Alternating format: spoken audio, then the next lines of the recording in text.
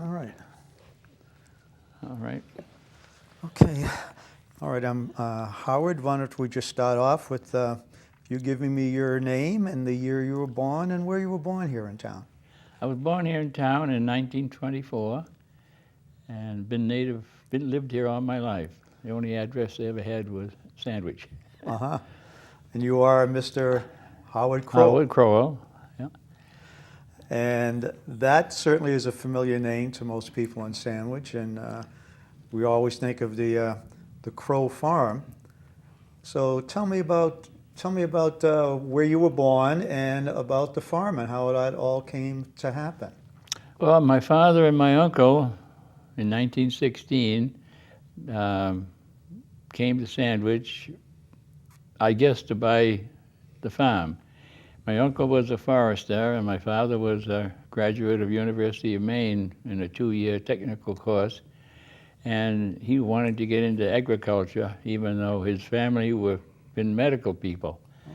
And he had wanted dirt under his feet, so they were able to buy this parcel of land, which is now Crowell Farm, from a Dr. Fonts, who was trying to make an experimental farm out of it. He was a retired doctor who wanted to do something to educate people on modern agriculture. And this is in 12, 13, 14, that's when he started. Anyway, he passed away and my father and uncle bought the land.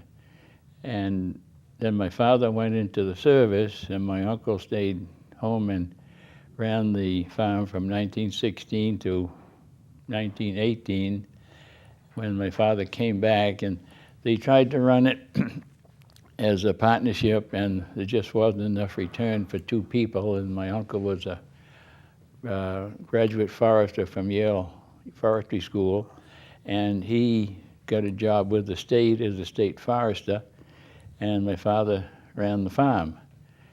And he at the time was growing vegetables. He had a couple cows, I guess, and some chickens, and he peddled produce in town to the Dan Webster Inn and 2 or 3 other places like that, and what people would pick up. And he made a living, I guess, but it was pretty hard going. How big was the farm? How many Well, acres? then originally it was about 35 to 40 acres exactly. I don't know because we added on to it since. And he tried to grow vegetables, and part of it was so much grass in it that vegetables wouldn't survive in it, so he converted part of it into an orchard, and that got him into the fruit business. And from then on, during the 20s, he struggled. And then when they put Route 6A through town, with the present 6A, it bypassed the old Main Street, and a friend of his up there had a gas station which put him out of business, so my father bought his little building and moved it to 6A where our present building is, and became a retail farm. And it sort of turned the things around. During the Depression, he was able to make a much better living than when he was trying to wholesale or distribute stuff wholesale in the village and send stuff to Boston. And by the time you get paid the freight and the commission in Boston, there was nothing left. But he set up the retail business, and that was the beginning of our modern day operation. Wow. And it was because of the tourism, the people coming Well, down to visit? people at the time, I can remember, we didn't have a long season in those days. We didn't open until the middle of June, and we closed, I guess, around Thanksgiving. But Spring Hill Beach was very populated. Sandwich Downs was populated with summer people, and we depended on them basically for he did, for his livelihood. Uh-huh. There were townspeople that came too, but there were more summer people here in those days than there were townspeople. Oh. I think the whole town didn't have 1,200 people in it in those days, and now we get, what, 24,000? 21,000? Quite a difference. Yeah. Now, what did he have on the farm during this period of time in the 20s and 30s in the way of farm animals, chickens, He had and a what little. material and what products was he growing? He had a little bit of everything. He started out with a team of horses as power, to plow and do things like that. And then he bought a little two-wheel powered tractor, which did a little better job than the horses. But then in 1930, he bought a real rubber-tired tractor. And that we kept on. We held that for probably 20 years at least. But he had some cows, he had chickens. He used to raise his own chickens, had an incubator and hatched his own chickens. He grew vegetables, and he had some fruit, and very diversified. But as time went on, evolution took over, so to speak, and during World War II, he couldn't get help, so he converted the cow barn into a hen house. And we raised eggs and meat birds for a few years till we decided we were working for 10 cents an hour, and we gave up the chickens and just gave it up completely. We kept one cow for ourselves, and we raised a beef cow, and we grew a few chickens for meat, but we basically were out of that kind of a business. And about that time, we bought a greenhouse, second-hand greenhouse, and put that up, and we started growing cucumbers and tomatoes in it. So you and your father are now working together at this time? Now, from 1940, in the mid-40s, we worked together. I went to Stockbridge School of Agriculture and 1 year, and then during the war, they discontinued those courses, and I never did go back. By the time I get pretty well settled then. So, but we gave up some things, we took on some things. We sort of rolled with the punches and didn't waste our time doing something that wasn't worthwhile. And when did you take over the farm yourself? Well, Dad died in the 70s. I was probably running it the last 5 years pretty much as the dominant partner, and Dad still was around, but he got sort of handicapped and wasn't able to do very much. And then I ran it up until about 10 years ago. Then my son came along and got really interested. He went to Stockbridge School and at the UMass in Amherst, and he became the dominant partner then. So ever since then, I've just sort of backed off. So now I'm just the gopher. I do the oddball things and do some bookkeeping and help him out where I can. But he and his son now are the dominant producers. And do you all live on the farm? Yes. I gave my son a lot of land we had, and he built a house on it. And my house is on what was subdivided out of the farm, so we're all within shouting distance of each other. How many acres do you have now on the Well, farm? now about 50 now. We had bigger pieces, and we sold some of it off for development. The Quaker Hill part was part ours, and Chipman Road, and the subdivision on top of Chipman Road. Part of that was ours, but it wasn't farmable, so it became a quality development. And looking back at the 1930s, maybe into the 40s, perhaps even into the 50s, were there any other farmers in Sandwich at that time, and who were they? Well, there were several. Right up the street from us, the Gavoni family had a dairy farm, and they milked 20, 25 cows. There was a retired man, Fred Tudor, who was part of where the elementary school is now. He had his estate in there, and the house is still there, the barns are gone. But he hired a herdsman to run 15 or 20 cows. The Roberti Dairy was on Tupper Road, which the town owns now and is just leased out to a tree grower. That was a real prosperous dairy. The Robertis milked, I don't know how many cows, 30 or 40. He had a big milk route. He had a full-time dairy, pasteurization and the whole, everything like that. And in East Sandwich, there were several small dairy farms. And then William Richards bought a big dairy farm in Forestdale and became Veg Acre Farm, and he farmed about 300 acres of vegetables. And he was one of the biggest farms east of the Mississippi for just straight vegetables at the time.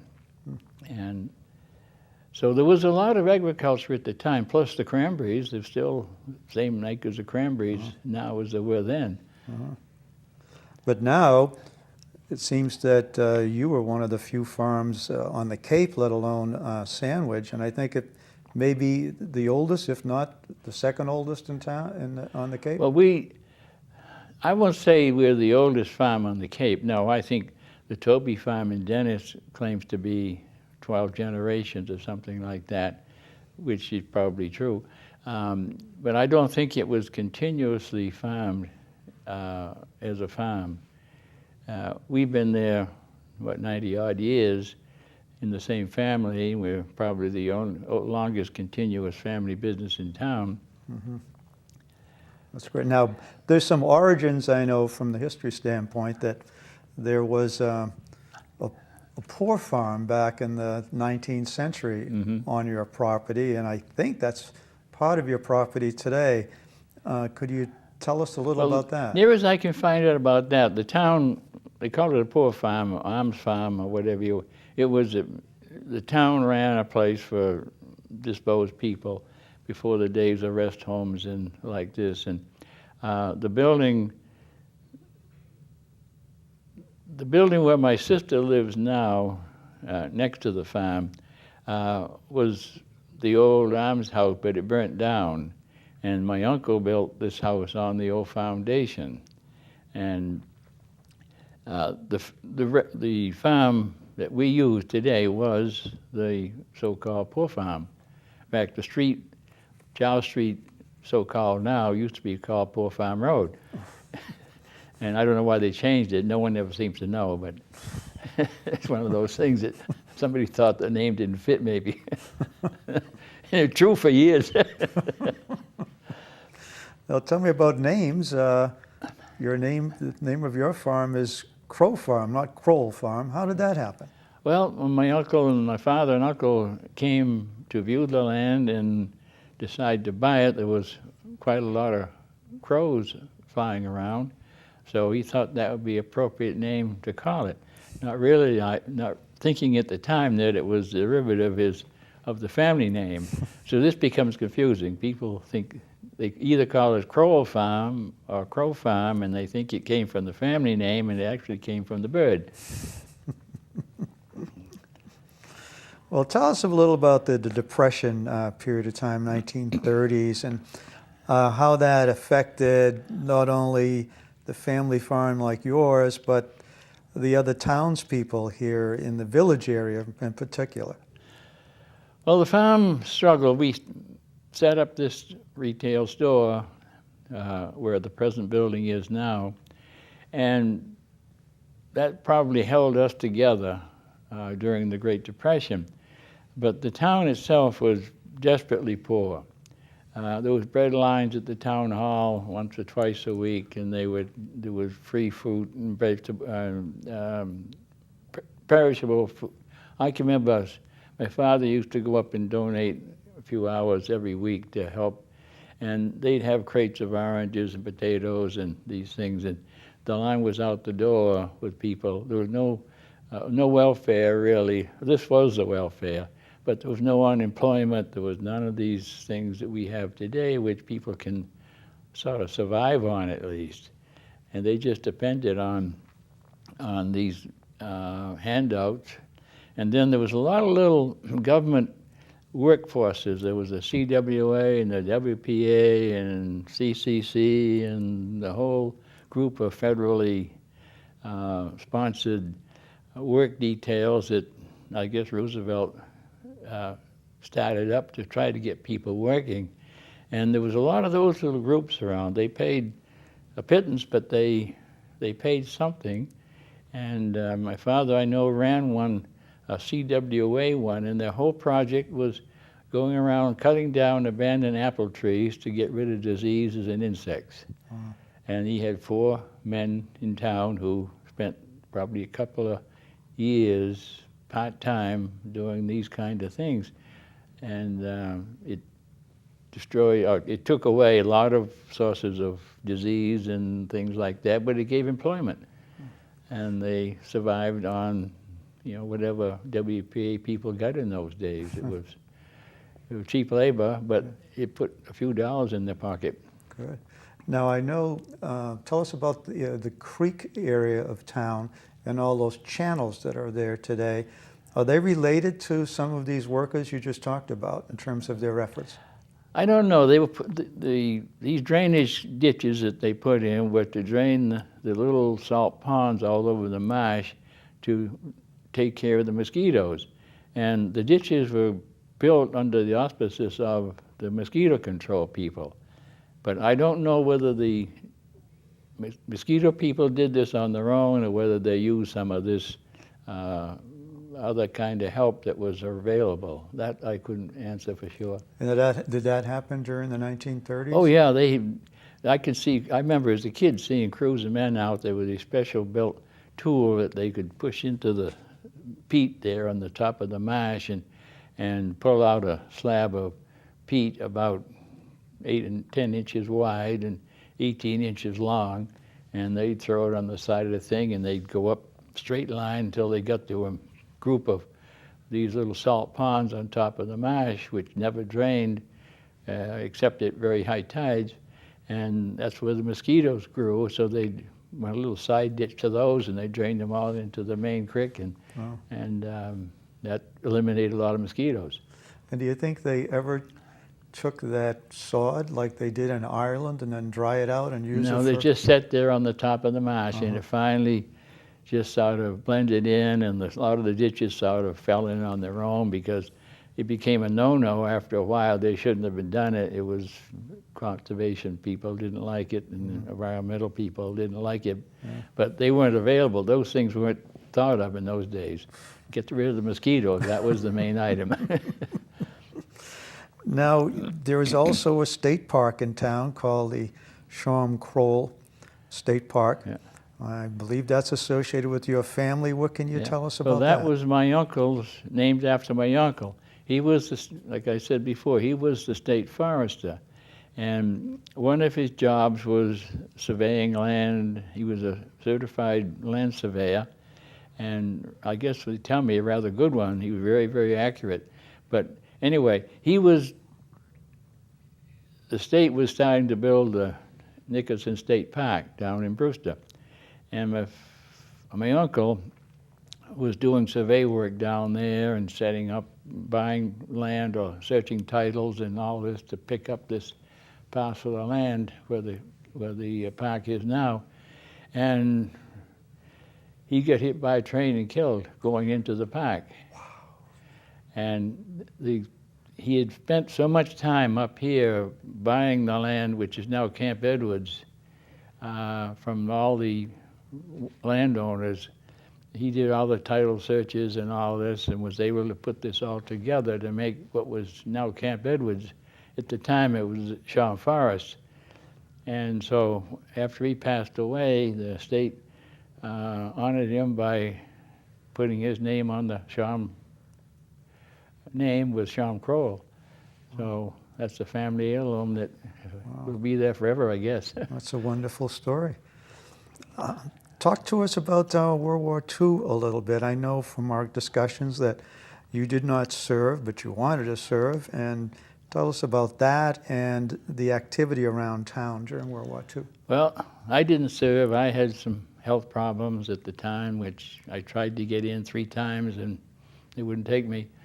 But so I was sort of stuck at home. I didn't want to be here, but all my friends were around the world, and I tried to help out here, and I helped work with the USO and we had a little USO on Jarvis Street in Sandwich, and the Coast Guard station was a training station for both girls and men, boys. There were 2 barracks buildings down there, and I used to go down there and run movies for them, and because I had a friend who was doing this kind of business, and we sort of donated our time and the films we could pick up. Now, what's there today where the barracks used to be? Well, the barracks are in front of the present station, and of course that's all lawn now, but where Seafood Sam's building is now, that was one of the barracks buildings. The basis of they've added on to it and altered it one thing and another, but that was one of the original buildings, and there was, I don't know how many, it must have been 30 or 40 women and men training there. And the basin at the time was just a little water hole. I don't think it was 200 feet around, which they were the marina is now. That was dredged out since. But they had boats in there, and of course the canal was a vital link on the East Coast to get away from the open ocean, and there was nothing to see 50 freighters out in the bay one night. Next morning they'd be gone. They made up convoys, and the canal was patrolled, and they closed the bridges when certain vessels went through, and there was traffic lights and policemen at each end, and it was a real wartime situation. There were guns over on Sagamore Beach, artillery guns to protect the canal, and the old National Guard, or the First Corps Cadets as they were called, used to camp out where Peters Pond Park is now, and they had 2 or 3 3-inch anti-aircraft rifles they put down where on Horizons Beach into Town Neck Road, and they came for 2 weeks every summer and shoot at targets the planes would fly, and searchlight crews at night who would spot the targets, and they shoot nights. It was a real military atmosphere everywhere. Wow. Now, about over at Camp Edwards, your uncle had surveyed that. Yeah. And there are large groups of military over there, and as well as some German prisoners of war, as I heard. There was a prisoner of war camp there. They had off of the Wood Road, off 130, there was a complete German village built to train people how to operate in Germany. A lot of people didn't know that, but it was there. And they did everything. Everything was in German. They had a duplicate of a small German village. Wow. And just as they do today in terms of setting up in Afghanistan. That's right. They're doing that today to train people on the atmosphere and the looks of things. And now the USO building you mentioned, as I understand, that was on Jarvis Street, and I think it's presently Beth's Tees. Right. And did you go down there and tell us what the atmosphere was there at that time? Well, they had different items every night. They had a movie night. I would go do that one. They have a Friday night dance or Saturday night dance, and for the local coast, basically Coast Guard people, because the town was a Coast Guard town, and both native people in the Coast Guard and of course the people that came to train there, and the canal was patrolled by the Coast Guard and the perimeter of the beach. They used to walk the beach all the way from Sandwich all the way down to Sandy Neck. There were suspension bridges across the Town Creek and across Scorton Creek, where the patrol people walked across to get all the way to Sandy Neck.